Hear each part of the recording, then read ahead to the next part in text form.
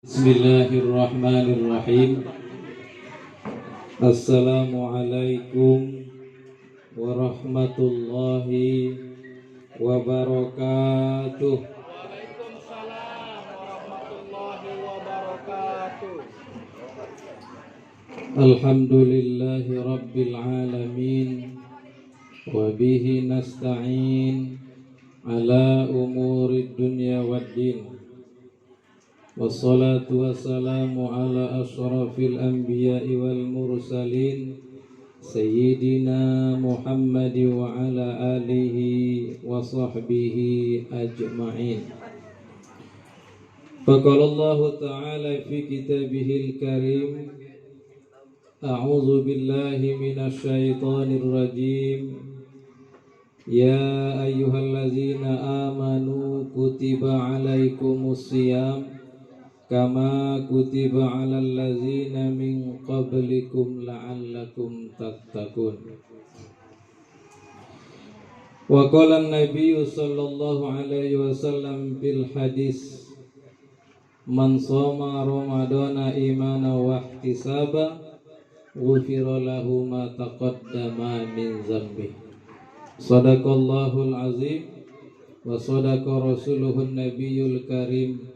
Wa nahnu ala zalika minasyahidin wasyakirin walhamdulillahi rabbil alamin. Yang sama kita muliakan orang tua kita, ayahanda Bapak Pak Udin, juga Cik Iwas yang hadir bersama kita. Yang sama kita muliakan ahli bait Abang Anda Hariswadi Daulay dan seluruh keluarga. Yang saya muliakan kakak-kakak saya, abang-abang saya, seluruh keluarga besar Opung Haji Sampurno Raja Daulay. Pertama sekali mari kita bersyukur kehadirat Allah Subhanahu wa taala. Sore hari ini kita masih diberikan kesehatan, keselamatan, hingga kita bisa berkumpul di rumah yang bertuah ini. Mudah-mudahan acara kita malam hari ini mendapat ridho dan berkah dari Allah Subhanahu wa taala. Amin ya rabbal alamin. Salawat dan salam sama kita sampaikan kepada junjungan alam Nabi Muhammad sallallahu alaihi wasallam. Mudah-mudahan kita semua tergolong sebagai umatnya yang berhak untuk mendapatkan syafaatnya dan dimasukkan ke dalam surga bersamanya. Amin ya rabbal alamin. Kakak-kakakku, abang-abangku, apa kabar semuanya? Sehat? Alhamdulillah. Udah makan semua kan? Tapi jawabnya loman. Iya. Kebanyakan makan mie rebus rasanya. Belum.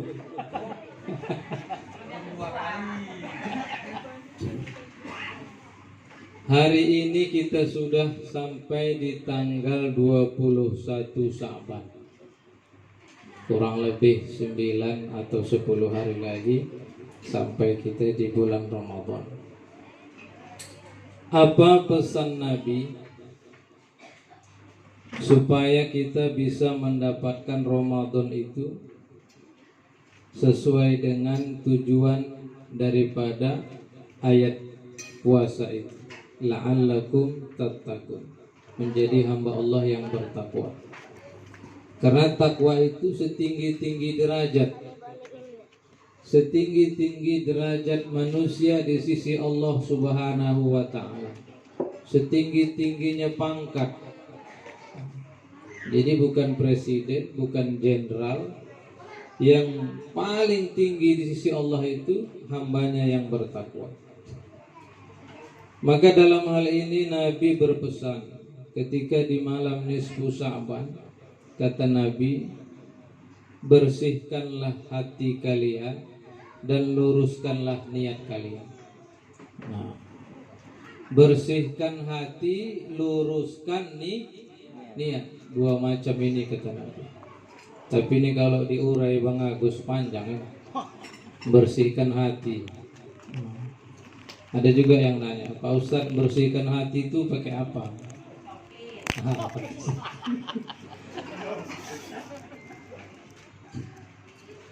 Jadi Nabi Muhammad Shallallahu Alaihi Wasallam, kalau Nabi itu dibersihkan dengan dibedah. Waktu malam Isra Mi'raj itu, Nabi tidur di Hijr Ismail. Bahasa kita golek-golek di Hijr Ismail. Bang Haji dah tahu, dia dah terbayang. Udah sampai ke sana kan? Setelah Bang Agus menyusul dan abang-abang saya yang lain. Amin. Iya. Bang Jali ya. Jadi waktu golek-golek itu datang malaikat Jibril membawa bejana dari emas.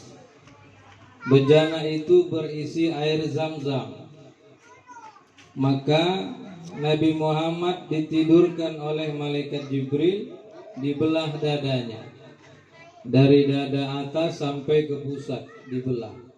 Diambil jantungnya, dicuci dengan air Zam-Zam, dibersihkan, dibuang penyakit-penyakit hatinya, lalu diisi dengan 3 hikmah. Pertama diisi dengan iman, kedua diisi dengan ilmu, dan ketiga diisi dengan ihsan. Nah, ini kalau membersihkan hati ala Nabi Muhammad Sallallahu Alaihi Wasallam. Masalahnya awak ini bukan Nabi. Nabi juga, Nabi Rongan.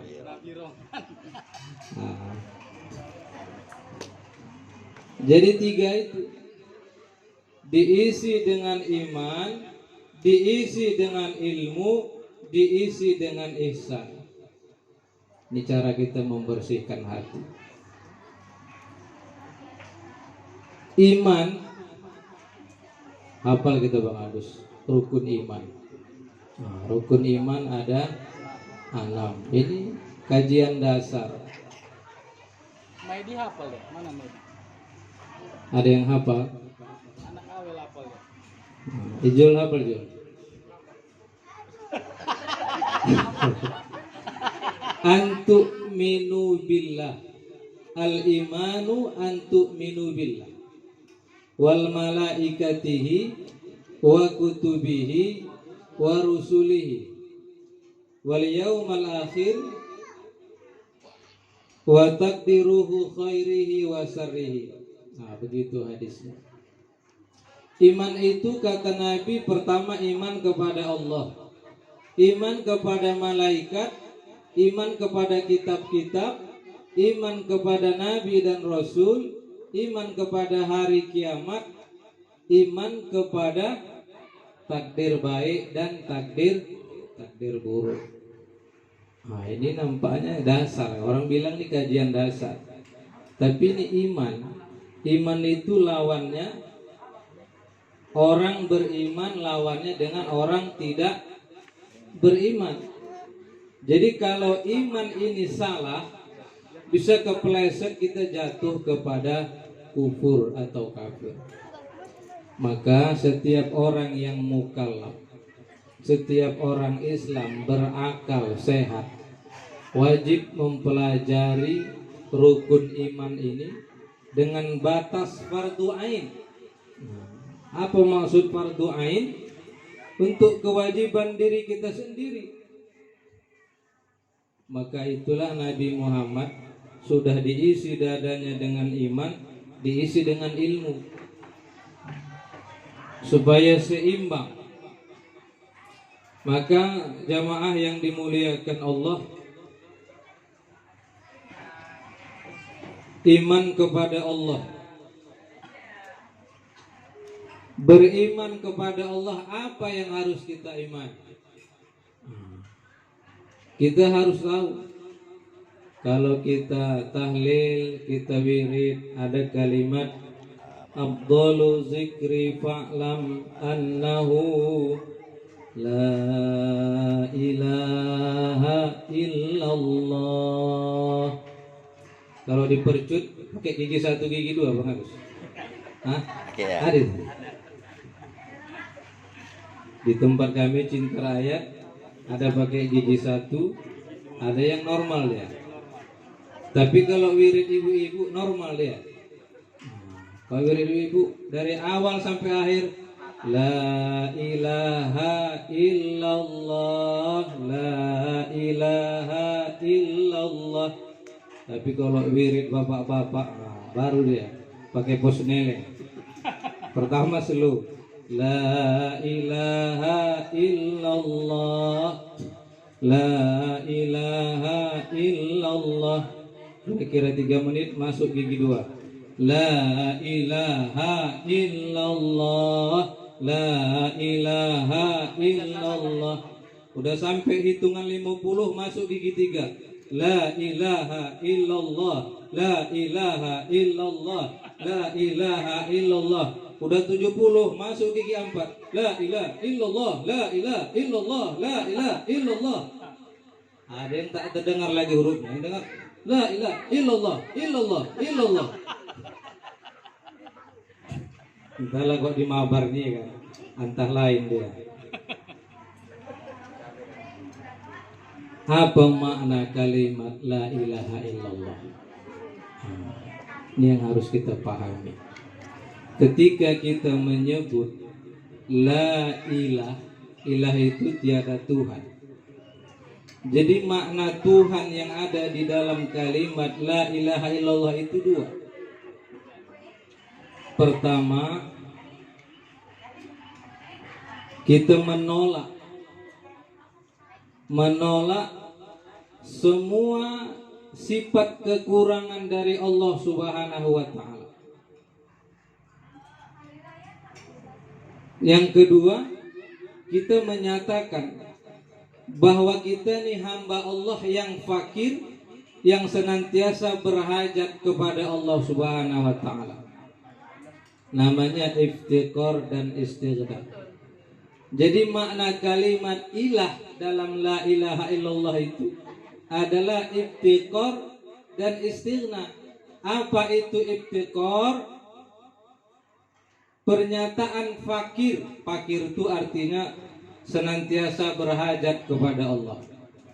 Jadi kalau ada ulama umpamanya al-ustadz, al-fakir, Buya Yahya, itu menunjukkan ketawaduannya. Artinya apa? Ustadz itu senantiasa berharap dengan pertolongan Allah. Nah, ulama-ulama dulu begitu menyebut dirinya, al-fakir, Ustadz Agus Daulay gitu.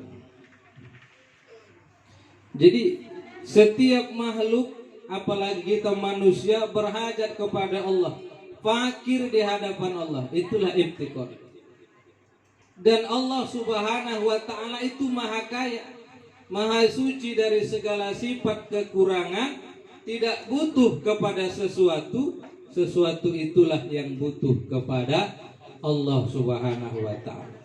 Jadi seluruh dunia ini pun orang tak sholat, Allah tetap Allah, takkan berhenti dia jadi Tuhan. Seandainya semua orang di dunia ini beribadah menyembah Allah, tetap sikit pun tak menambah kemuliaan Allah Subhanahu wa ta'ala. Kenapa? Karena Allah itu istighna, maha kaya.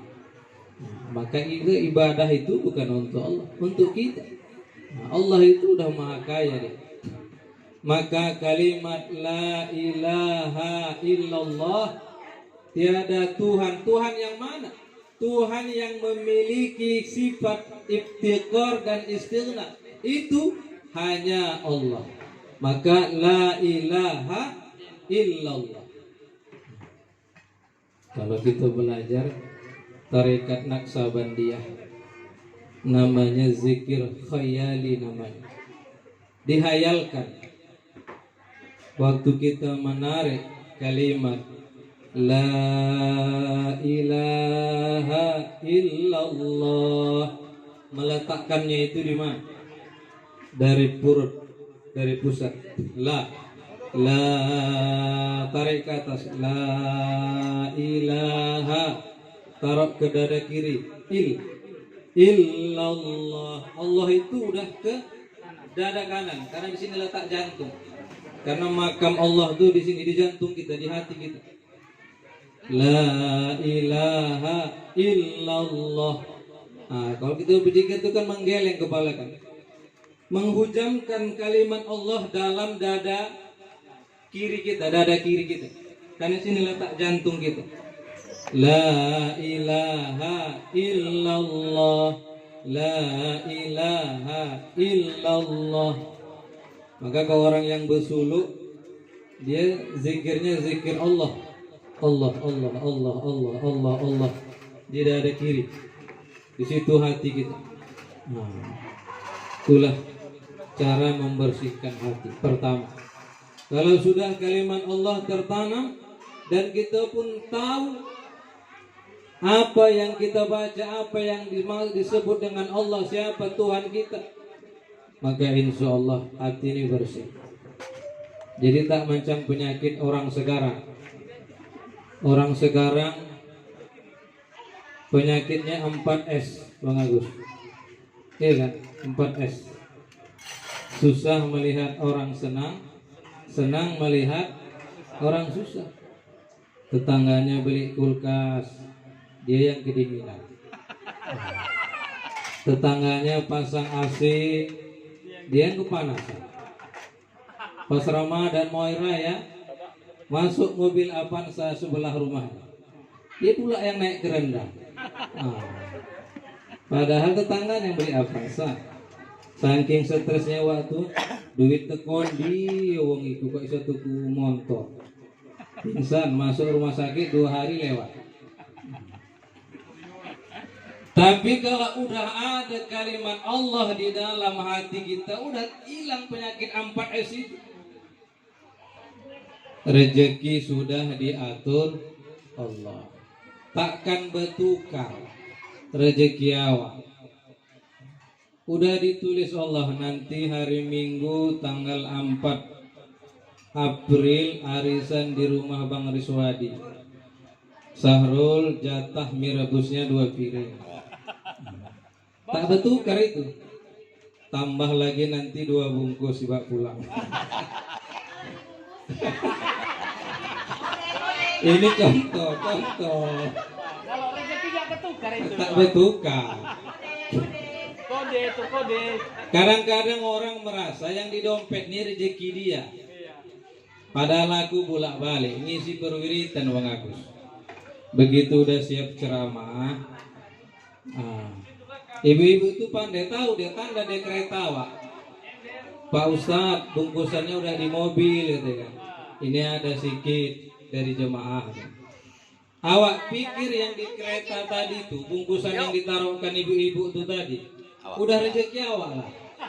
Ini untuk orang rumah ini kan, paling tidak ikannya 2 segala macam lengkap tuh biasanya tuh kalau untuk Ustadz. Dari buah sampai kue sampai nasi lengkap. Begitu selesai awak ke kereta, apalagi udah keroak separuh. Rupanya rezeki kucing, bukan rezeki awak. Begitulah. Maka kalau udah Allah tertanam di hati, insya Allah penyakit hati itu hilang sendiri. Jadi ini beriman kepada Allah. Maka kita yang biasa birit, biasa arisan, udah paham kita akidah kita Ahlussunnah wal Jamaah. Kalau masalah tauhid kita mengikut Imam Abu Hasan Al-Asy'ari. Maka kita belajar sifat 20. Wujud kidam bako mukhalafatul lil hawadis, qiyamu ta'ala binafsih, wahdaniyat, kudrat, iradat, ilmu, hayat, sama, basar, kalam. Kaunuhu qadiran, kaunuhu muridan, kaunuhu aliman, kaunuhu hayyan, kaunuhu samian, kaunuhu basiran, kaunuhu mutakalliman. 20 yang wajib, 20 yang mustahil, 1 yang harus. Itu harus kita pelajari itu Bang Agus. Harus paham lah. Walaupun kita tak bisa menyampaikan kepada orang lain, paling tidak untuk diri kita sendiri paham. Jadi gak terkecoh kita. Orang bilang, oh Allah itu bersemayam di atas aras. Kata awak tidak. Allah itu laisa kamisli syai'un. Tiada serupa dengan yang baharu. Maka jangan dibayang-bayangkan. Macam mana bersemayamnya? Macam Ustaz Sarul duduk di atas kursi. Tak boleh. Kita menyerupakan Allah dengan makhluk. Qul huwallahu ahad, Allahus samad, lam yalid wa lam yulad wa lam yakul lahu kufuwan ahad. Tak ada yang setara dengan dia. Maka tak bisa. Namanya itu mujassimah. Itu bisa kafir, kita bisa keluar tauhid kita. Alhamdulillah, ini udah ditakdirkan berangkat duluan. Mudah-mudahan selamat sampai tujuan. Yang lain memang ditakdirkan sampai nunggu selesai ceramah Ustaz 2 jam nampak ini karena terakhir. Maka yang kedua, rukun iman yang kedua, beriman kepada malaikat. Berapa jumlah malaikat? Banyak, tak terhingga. Lebih banyak lagi daripada kita. Orang dulu bertanya, waktu tsunami di Aceh, Pak Ustaz, itu kan sekali mati, sekali sapu tsunami itu 200.000 orang lebih, Pak Ustaz. Macam mana malaikat menyambutnya itu? Mana aku tahu, aku bilang, bukan aku malaikat. Rupanya malaikat itu banyak betul. Malaikat, jin lebih banyak lagi daripada kita. Jin pun gitu Bang Agus, banyak. Maka kadang-kadang kita nengok waktu berobat datang ke Mbah Dukun, belum datang lagi, belum duduk lagi, begitu datang. Apa Bu? Oh, kata Mbak Dukunnya, ini laki ibu ini selingkuh ini kan. Iya, kok tahu Mbak Dukun?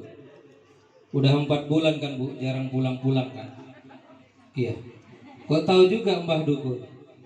Sama janda mabar kan Bu? Iya Mbak. Kenapa bisa tahu? Karena kita nih, begitu kita dilahirkan, ada satu jin yang mendampingi kita. Namanya jin korin. Jadi jin ini panjang umurnya. Nanti mati kita, pindah ke anak kita, pindah ke orang lain. Jadi jin inilah yang berdialog dengan mantra-mantra tertentu. Jin korin Mbah Dukun dengan jin korin kita berdialog dia. Oh itu si Bolan itu begini. Datang awak ke rumahnya, dukun tuh udah ngangguk-ngangguk. Oh gini ibu kan, gini bapak kan. Kok Mbah Dukun tahu? Karena jinnya tadi sudah berdialog, udah ngasih bocoran. Maka kita jangan terkecoh dengan Mbah Dukun itu. Bilang juga sakti. Jin, malaikat pun begitu. Tapi 10 malaikat yang wajib kita imani. Pertama namanya Jibril, yang kedua namanya Mikail, yang ketiga namanya Israfil, yang keempat namanya Israel, yang kelima namanya Ridwan, yang keenam namanya Malik, yang ketujuh namanya Raqib, yang ke-8 Atid, yang ke-9 Nungkar, yang ke-10 Nangkir. Ini harus kita hafal wal. Lengkap dengan tugas-tugasnya wal. Malaikat Jibril menyampaikan wahyu. Jangan lebih pandai anak awak daripada awak. Anak TK hafal dia. Ditanya, ya apa tugas malaikat Israfil itu? Kata awak, niup trompet 17 Agustus. Mikail menurunkan rezeki, menurunkan hujan, udah diatur. Malaikat Mikail itu panglimanya, tapi banyak pasukannya. Maka orang dulu bercerita, kalau di rumah kita ada anjing, katanya tak masuk malaikat. Yang tak masuk itu malaikat Mikail ini, malaikat rahmat yang mengatur rezeki, menurunkan hujan. Malaikat maut masuk. Nah, jangan salah sangka.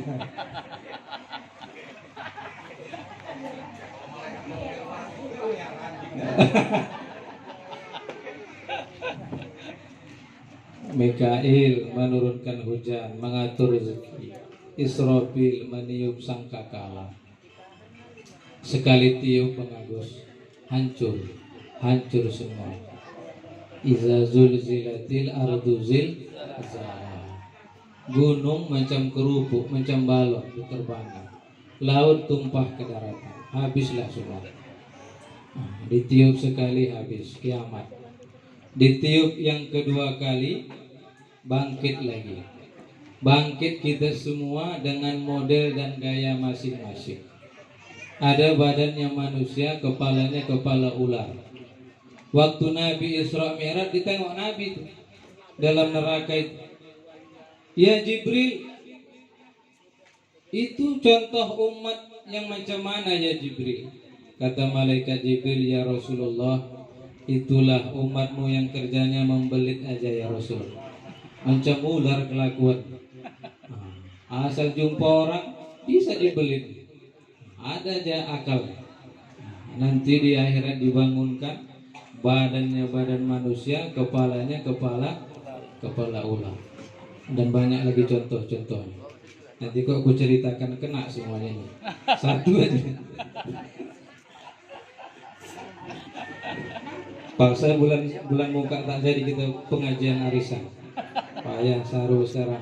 Sentilannya ngeri. Nah, karena memang libur buat puasa kan ya. Tapi habis raya bakal kena juga. Kalau panjang umur.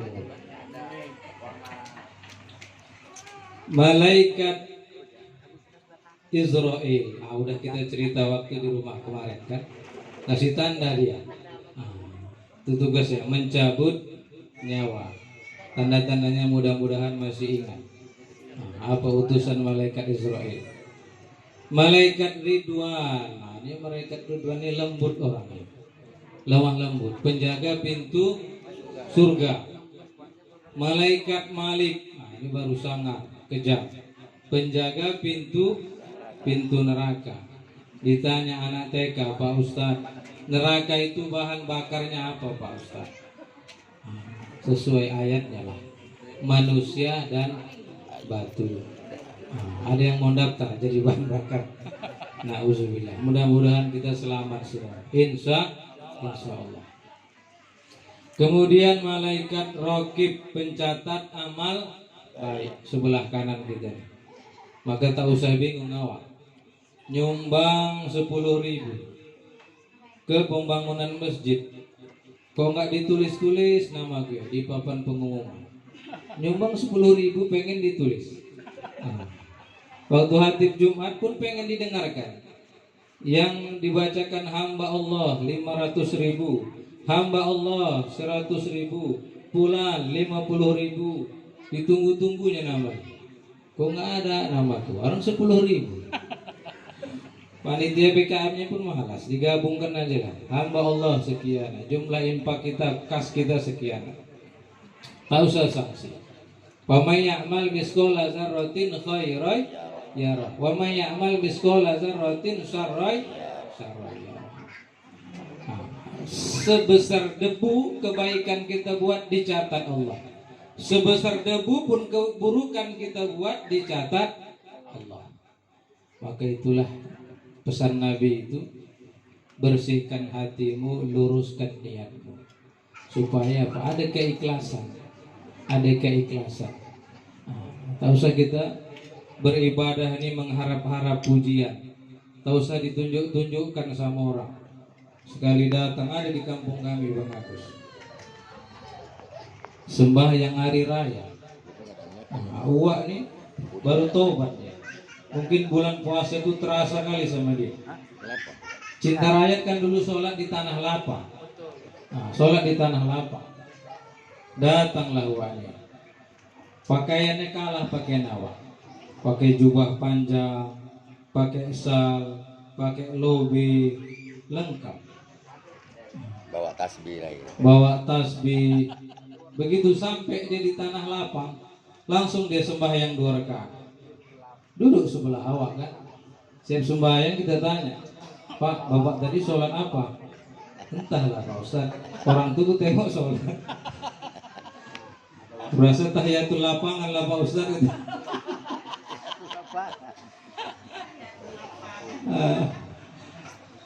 Ada tuh bagus. Tahiyatul lapangan 2 rakaat dia. Awak husnuzon aja lah. Mungkin sholat sunat wudhu ketawa ya kan. Rupanya tahiyatul lapangan. Kok di lapangan tak ada jul. Dan kau bikin viral nanti viral. Anggota arisan baru daulai sholat di lapangan. Viral ya kan. Hadirin yang dimuliakan Allah, itulah tugas malaikat raqib atid sebelah kiri, mencatat amal buruk. Maka iman itu memang kita yang tahu, seberapa kuat kita yang tahu. Iman dan ikhlas itu saling menguatkan. Kadang kita kalau banyak semangat, kalau udah sendirian loyo, maka sadarilah ada Allah, ada malaikat-malaikat yang mencatat. Banyak kita tetap beramal, sedikit pun orang kita tetap beramal, istiqomah kita. Kalau biasanya kalau tarawih kan begitu Bang Agus. Biasanya ke awal-awal luar biasa, penuh sampai keluar-luar. Asal udah 16-17 tarawih, mulailah mendapatkan masjid musola kemajuan yang luar biasa. Jamaahnya yang maju juga. Jamaahnya tinggal 2 sah. Lama-lama tinggal imam sama Bilal lagi. Istiqomah kita. Ada Allah yang maha mencatat. Kemudian malaikat nungkar nangkir, ini menyoal di dalam kubur.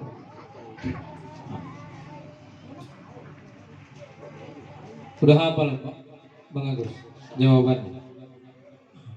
Marrobuka Allahu Rabbi, man nabiyuka Muhammadun Nabi. Bisa dihafal itu? Tak bisa. Menjawabnya itu pakai apa? Menjawabnya itu jamaah yang dimuliakan Allah pakai sholat at-tahiyatul mubarakatu sholawatu thayyibatu lillah sampai asyhadu an la ilaha illallah. Itulah yang menjawabnya besok. Kalau kita hafal sekarang bukan hafal mulut, karena di sana yang ditanya itu ruh kita, bukan lagi jasad kita. Maka ruh kita ini tak mati, berpindah alam saja. Yang mati itu jasad. Maka istiqomah kita. Sholat jangan tinggal.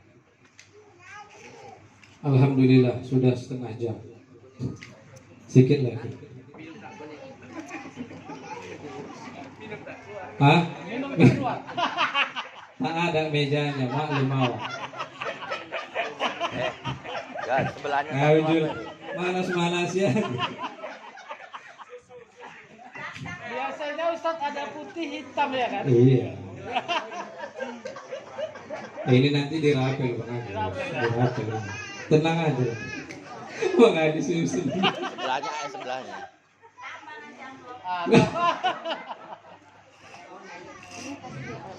Bersihkan hati, luruskan niat. Yang kedua tadi Nabi diisi dengan iman. Sudah selesai iman. Kedua Nabi diisi dengan ilmu. Maka tolabul ilma faridatun ala kulli muslim wal muslimat. Menuntut ilmu itu wajib bagi muslim laki-laki dan muslim perempuan. Banyak orang salah kaprah Bang Agus. Pak Ustaz, yang harus fasih baca Al-Fatihah itu kan cuma imam. Makmum salah-salah sedikit nggak apa-apa. Itu salah. Pernyataan salah. Semua kita yang sholat ini harus fasih baca Al-Fatihah. Kenapa? Karena siapa yang tidak baik, tidak betul Al-Fatihahnya, tak sah sholatnya. Baik sholat sendiri ataupun sholat berjamaah. Itu dalam mazhab Syafi'i. Karena mazhab Syafi'i tetap baca Al-Fatihah kalau kita berjamaah. Kecuali kita masbuk. Umpamanya kita terlambat. Begitu kita sampai di saf, imam sudah Allahu Akbar ruku. Kita pun ikut ruku. Allah udah baca niat takbiratul ihram, kita ikut ruku. Allahu Akbar, dapat 1 rakaat. Walaupun kita tak baca Al-Fatihah. Tapi kalau awak dari pertama takbir, usolli fardhul maghribi salasa rakaatin ma'muman lillahi ta'ala, Allahu Akbar. Rupanya imam tadi sedap baca Al-Fatihah, Bang Agus. Saking sedapnya lupa kita baca Al-Fatihah. Wajib kita tambah 1 rakaat lagi. Karena kita tak baca Al-Fatihah, tak sah rakaat pertama kita. Jadi begitu orang Assalamualaikum warahmatullah, Assalamualaikum warahmatullah, awak berdiri. Ditengok orang, ngapain pula Bang Agus itu berdiri? Tadi sama-sama salam, dia di belakang imam. Berdiri aja. Karena kita lupa baca Al-Fatihah. Biar aja orang viral dulu kan, macam-macam. Nanti baru kita jelaskan. Tadi aku lupa baca Al-Fatihah.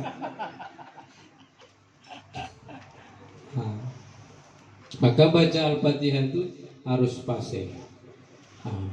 Masuk fasih itu betul mahrad, betul tajwid, panjang pendeknya. Jadilah. Walaupun tak pala, nggak harus kayak Imam Masjidil Haram, asalkan dah betul, udah cukup. Apalagi nanti tarawih, bagus. Dihafal-hafal dari sekarang, dihafal-hafal ayatnya. Kadang-kadang datang darah gemuruh, begitu kadang-kadang ini pengaruh. Dapat yang suaranya itu bagus, macam sound system ini kan. Awak pun bergaya-gaya baca. Bismillahirrahmanirrahim. Jadi ada kejadian Bang Agus. Di kampung kami sana dulu Batu Bara. Bukan di Mabar. Bukan. Di Mabar tak pernah aku tarawih. Nantilah kok diundang lagi. Uwa umur 60 tahun. 60 tahun disuruh jadi imam. Memang dia biasa jadi imam itu. Jadi rupanya mic itu baru diganti, soundnya mantap pula kan. Biasa dia bawa ayat pendek-pendek. Ini kena lemak rasanya, bahasa kampungnya lemak, sound itu kan. Begitu selesai baca Al-Fatihah, dia pun ditariknya lah sabihis. Salat Isya sabihis. Sabbih isma rabbikal a'la allazi khalaqa fasawwa wallazi qaddara fahada sampai habis. Begitu udah di ujung ayat itu, nanti rakaat kedua wadduha. Dia pun teringat, udah lama tak dibacanya wadduha ini. Biasanya kuliah sama kulhu dibaca. Dihafal-hafalnya lah. Allahu Akbar wadduha. Sami Allahu liman hamidah. Allahu Akbar. Begitu tegak Allahu Akbar. Yang diingatnya cuma wadduha. Dia pun Bismillahirrahmanirrahim. Wadduha. Subhanallah kata di belakang. Wadduha. Subhanallah. Pikiran wak ni mungkin orang ini nggak suka dengan wadduha. Wattini wazzaitun. Subhanallah. Ya, tak cocok juga. Li'ilafi Quraisyin. Subhanallah. Iya. Iza jaa nasrullahi wal fath. Subhanallah, kata jamaah. Tak sabar wak nih. Jadi apa salahku? Wak belum baca Al-Fatihah, hancur sholat. Ngomong lagi ya gitu. Maka aku apa dari sekarang. Yang biasa-biasa aja lah.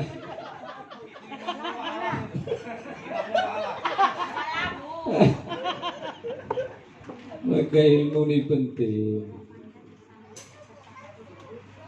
Ilmu apa itu? Lebih-lebih lagi ilmu agama. Maka menuntut ilmu itu dari ayunan sampai ke liang lahat. Alhamdulillah arisan kita ini istiqomah. Ada tausiah sedikit. Walaupun kadang-kadang aku segan juga aku sampaikan. Ini banyak yang menampar ceramah ini juga nanti. Tapi mudah-mudahan hati lapang semua. Ya kan Wal? Tapi kan tak kuat-kuat kali namparnya Wal. Sikit-sikit. Ilmu. Yang ketiga ihsan. Ihsan itu apa? Anta'budullaha ka'annaka tarah fa illam takun tarah fa innahu yaraka. Kau beribadah seolah-olah kau melihat Allah, tapi kalau kau tak sanggup, yakinlah Allah melihatmu. Maka ini menjadi semacam remote control kepada kita. Dimanapun kita sedang berada dimanapun, pasti Allah maha melihat. Itu yang harus kita yakini. Maka ihsan menjadi pengontrol kita hingga kita hati-hati dimanapun. Dalam ramai kita tetap ingat Allah, dalam sunyi kita tetap ingat Allah. Maka biasanya yang mengajari kita apa itu? Puasa nih Wal, mengajari kita bersifat ihsan. Karena puasa itu puasa yang sirriyah, puasa rahasia, yang tahu cuman kita dengan Allah. Waktu hari panas macam gini kita puasa, ngambil wudhu, sholat zuhur, Bang Agus, sambil kumur 3 kali, 1 keluar 2 masuk. Kenapa tuh? Karena merasa tahunya kiri kananku itu. Nah, 3 kali kumur 1 keluar 2 masuk. Nah, tapi kalau sudah ada ihsan, yakin dia bahwa dirinya dilihat Allah. Memang tetangga kiri kananku tak tahu, tapi Allah maha tahu. Maka selamat puasa kita. Nabi ingatkan, kami shaimin laisa lahu min siyamihi illal ju'u wal atos. Berapa banyak dari umatku itu yang mereka berpuasa tidak dapat apa-apa dari puasanya kecuali lapar dan haus. Kenapa? Itu tadi dia. Nah, buka HP, tengok TikTok yang buka-bukaan nih kan. Sur juga nih, tahan abang puasa ya. Tahanlah, rupanya nengok HP, nengok TikTok yang tidak deh. Puasanya sah, pahala tak dapat, cuman lapar dan haus saja. Maka sifat ihsan menjadi pengawal kita, menyadari bahwa Allah senantiasa melihat kita. Maka insya Allah dengan iman, dengan ilmu, dengan ihsan, puasa kita akan menjadi puasa yang berkualitas, sehingga kita keluar nanti dari bulan suci Ramadan menjadikan hamba Allah yang fitri, yang fitrah, dihapuskan dosa-dosanya, dan kita digolongkan oleh Allah Subhanahu wa Ta'ala menjadi hambanya yang bertakwa. Amin ya Rabbal Alamin. Ini saja yang dapat saya sampaikan dalam kesempatan yang berbahagia ini. Mudah-mudahan bermanfaat. Burung Irian, burung cendrawasih. Cukup sekian dan terima kasih. Billahi taufiq wal hidayah, wabiridho wal inayah. Assalamualaikum warahmatullahi wabarakatuh.